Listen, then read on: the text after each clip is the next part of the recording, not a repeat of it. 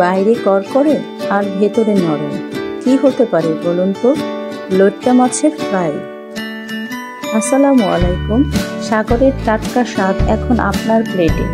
আজকে আমরা নিয়ে এসেছি কক্সবাজারের বিখ্যাত লইট্টা মাছের ফ্রাই, যার ঘ্রাণে জিভে জল এসে যায়। তাহলে আর দেরি কেন, দেখে নিন লইট্টা মাছের ফ্রাই রেসিপি এখন।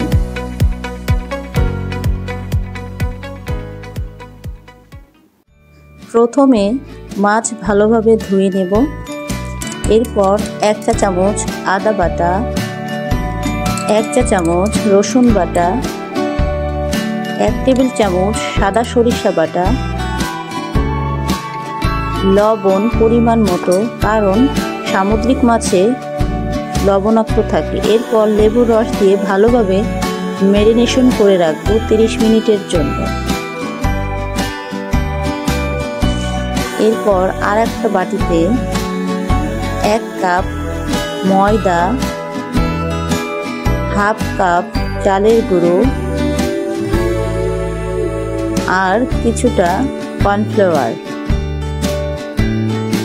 1 চা চামচ মরিচের গুঁড়ো, 1 চা চামচ হলুদের গুঁড়ো, লবণ স্বাদ মতো দিয়ে নাড়াচাড়া করে নেব। এরপর পানি দিয়ে ভালোভাবে একটা ব্যাটার তৈরি করে নেব। ব্যাটারটা এমনভাবে তৈরি করব যেন বেশি পাতলা না হয়ে যায়। এরপর একটা চামচ এবং হাতের সাহায্যে আমি দেখে নেব আমার ব্যাটারটা ঠিকভাবে হয়েছে কিনা। আমার ব্যাটারটা সুন্দরভাবে হয়েছে, দেখুন হাতে লেগে আছে। এরপর একটা কড়াইতে তেল গরম দিয়ে দেব। তেল গরম হয়ে এলে লইট্টা মাছগুলো এক এক করে দিয়ে দেব।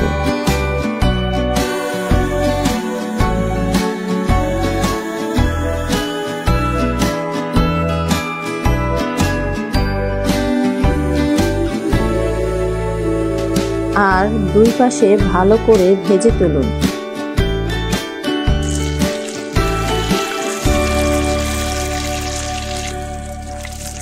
আমার ভাজা হয়ে গিয়েছে, দেখুন বাইরে করকরে আর ভেতরে নরম, দেখতেই কি সুন্দর লাগছে।